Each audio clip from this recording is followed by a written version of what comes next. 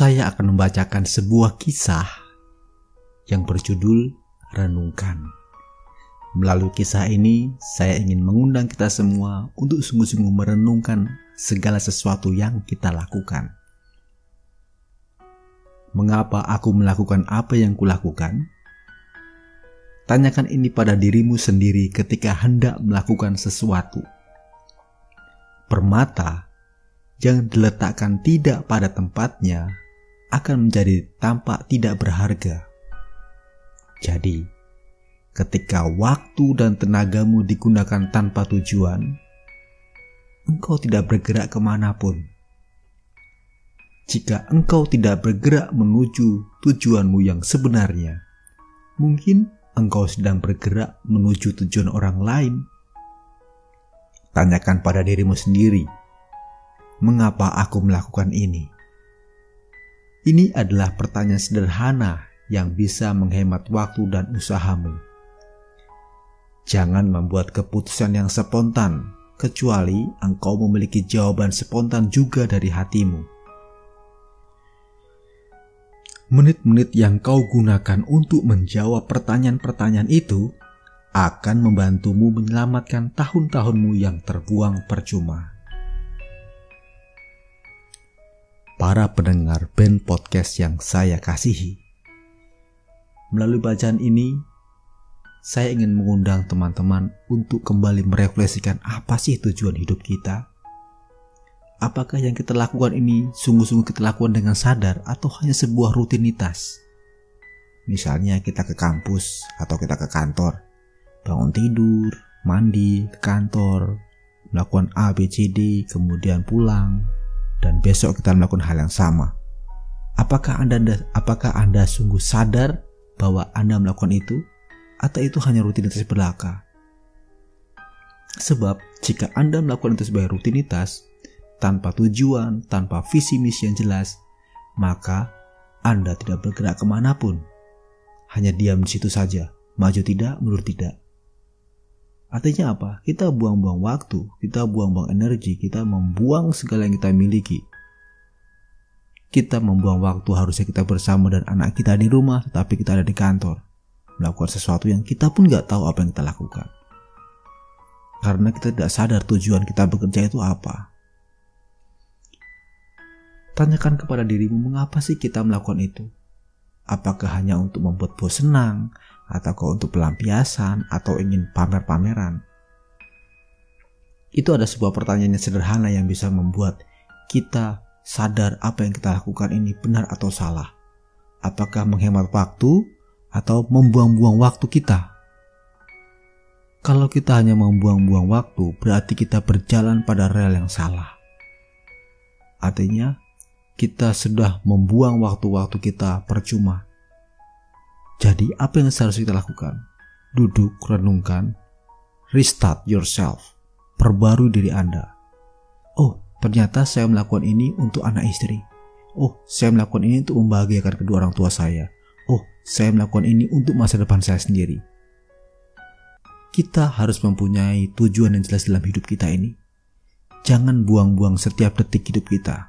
Mengapa? Karena itu tidak akan terulang lagi. Hidup yang berguna adalah hidup yang direfleksikan, hidup yang mampu untuk digunakan untuk kebahagiaan bersama. Ingat, keberadaan kita di dunia ini bukanlah sesuatu yang kebetulan. Kita ada karena ada orang lain. Kita ini macam digunakan sebagai salah satu mata rantai. Keberadaan kita ini bukan suatu kebetulan. Kita adalah sarana untuk kebaikan rahmat Allah. Adanya Anda di situ karena Allah menghendaki agar dunia menjadi baik. Misalnya Anda seorang karyawan, mungkin ketika nggak ada Anda, tugas di kantor menjadi tidak benar. Ketika ada Anda melakukan tugas Anda dan baik dengan sadar dan melakukan semaksimal mungkin, maka sistem akan berjalan di kantor itu. Apakah itu yang baik? Itu hal yang baik karena kita menolong untuk kebahagiaan bersama. Sehingga satu orang kantor dapat melaksanakan tugas dan kewajibannya masing-masing, tidak overlapping, tidak saling sikut-menyikut, tidak saling menjatuhkan. Mengapa? Karena semua bekerja sesuai dengan porsinya. Itu yang harus kita lakukan. Jangan sampai keberadaan kita itu mengganggu orang lain.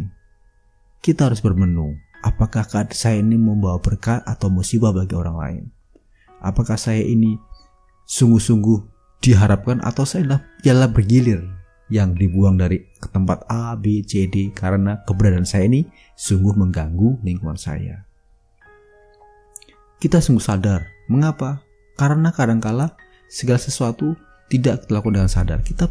Kadangkala ketika kita bernapas, kita menganggap itu hal yang itu biasa saja. Tidak. Anda bernapas karena yang kuasa Allah menghendaki Anda bernapas.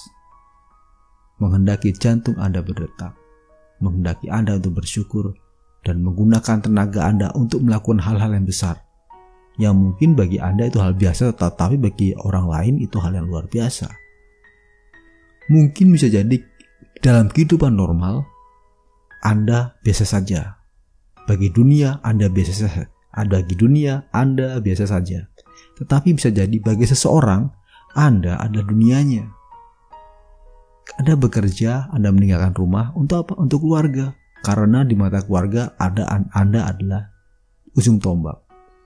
Jika Anda bekerja dengan suka-suka, bekerja dengan main-main, kemudian atasan menilai Anda tidak bekerja dan baik, pada saat sekarang juga mungkin Anda akan dicabut dan pindahkan ke tempat yang lain.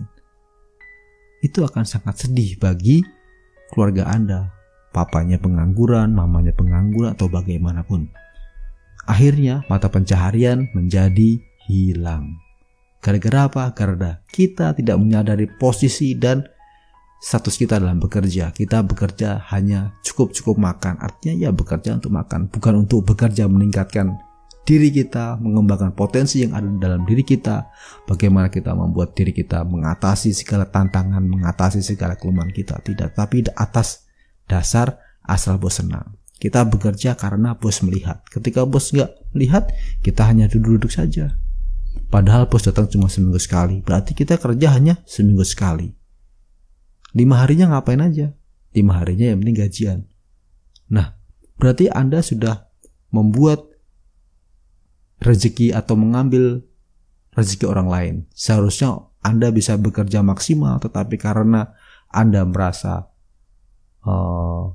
pantas di situ tanpa melihat orang lain, itu sangat merugikan orang lain. Mengapa? Karena perusahaan itu bukan milik Anda sendiri.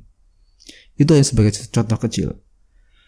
Dalam kehidupan keluarga, ketika kita mengambil porsi kita yang tepat sebagai bapak, ibu, suami, istri, anak, itu sangat berguna bagi seorang anak. Ketika kita mengambil porsi kita sebagai anak, kita melihat bagaimana ketika orang tua bekerja, kita tidak serta-merta mengambil, "Papa, saya minta belikan ini," tanpa melihat bagaimana situasi keadaan batin bapaknya. Ketika bapak merasa senang, mungkin dia akan memberikan sesuatu, ada uang diberikan sesuatu. Tetapi kalau tidak ada, seorang ayah akan berpikir bagaimana hal ini bisa diadakan. Apakah ia akan korupsi, mencuri, kemudian melakukan hal yang tidak baik? Janganlah hal-hal yang baik dalam keluarga dinodai dengan hal korupsi seperti itu. Ada uang, sebaiknya uang itu berasal dari hal yang positif. Uang gaji. Kalau misalnya tidak cukup, katakanlah kepada anak, "Nak, bapak papa seperti ini. Katakanlah keadaannya sejujurnya. Jangan kita hidup karena gaya hidup, agar orang lain mengatakan, wah kita hebat, kemudian kita melakukan segala sesuatu yang seharusnya tidak kita lakukan. Dunia ini sungguh luar biasa. Dunia ini akan cukup jika kita merasa itu cukup. Tetapi ketika kita hanya melihat kata orang lain, atau mendengarkan kata orang lain, atau melihat tetangga kita punya A, B, C, D, ketika kita memiliki iri hati, maka dunia ini tidak cukup. Dan apa yang kita lihat segalanya tidak kurang. Pekerjaan tidak enak, istrinya seperti ini, dan semua serba kurang. Sobat cerdas, jadi seharusnya apa yang kita lakukan? Malah kita belajar untuk bersyukur dan untuk merenungkan, mengapa aku melakukan apa yang kulakukan?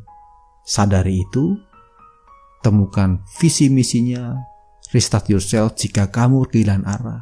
Temukan misimu, bahwa kamu memiliki keluarga, kamu mempunyai seseorang yang kamu cintai dan kamu perjuangkan. Perjuangkan itu, pertahankan itu, jangan sampai dunia mengambilnya karena memang Anda tidak layak untuk melakukan hal itu. Terima kasih Sobat Cerdas. Kita jumpa lagi dalam episode berikutnya. Sampai jumpa kapan-kapan.